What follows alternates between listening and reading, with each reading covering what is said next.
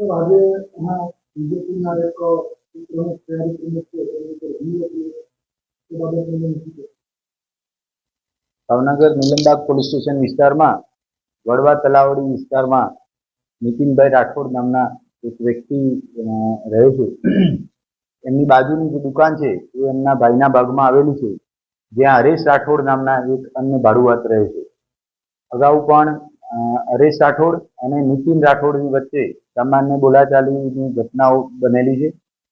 ખાસ કરી આજની બાબતે જે નીતિનભાઈ ની ફરિયાદ છે કે હરેશ એની ઉપર હુમલો કરેલ છે, તે બાબતે પ્રાથમિક તપાસ કરતા એવી માહિતી સામે આવેલી છે કે હરેશભાઈ અને નીતિનભાઈને પોતાની બાજુમાં આવેલી દુકાન અને એની ઉપરનું જે મકાન છે એ બાબતે ઘણા બાબતથી લાંબા સમયથી ડિસ્પ્યુટ ચાલી રહ્યો છે. આની પહેલા પણ સામાન્ય મારામારીની વાત સામે આવેલી હતી.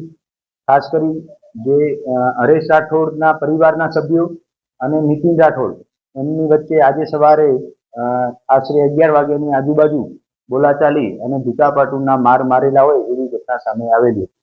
જે નીતિનભાઈની વાત છે એ બાબતે સ્થાનિક પોલીસની વિરુદ્ધના આક્ષેપ છે, તો એમાં ખાસ કરી અને અન્ય ડિવિઝનના ડીવાયએસપી મારફતે પ્રાથમિક તપાસ કરી જો સ્થાનિક પોલીસની કોઈ બેદરકારી સામે આવશે કે નિરાપીપણું સામે આવશે તો ચોક્કસપણે સ્થાનિક અધિકારી કર્મચારીઓ વિરુદ્ધમાં એક્શન લેવાશે.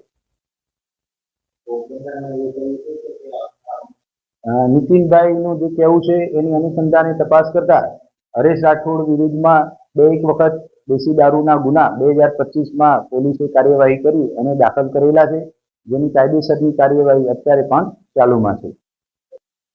જે નીતિનભાઈ મારફતે પોલીસ ઉપર આક્ષેપ લગાવવામાં આવેલા છે એની પણ તપાસ કરવામાં આવશે.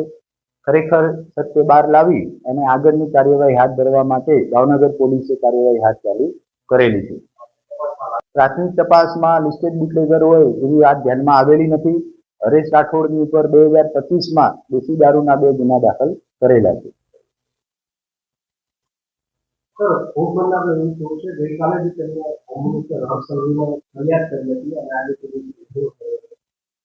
એ વાત હજી સુધી અમારી ધ્યાનમાં આવેલી નથી. જ્યારે હોસ્પિટલથી રજા આપવામાં આવશે અથવા તો નીતિનભાઈને પૂછવામાં આવશે ત્યારે વિગતવારનું નિવેદન લઈ અને જે જવાબદાર છે એની વિરુદ્ધમાં યોગ્ય કાયદેસરની કાર્યવાહી પણ હાથ ધરવામાં આવશે.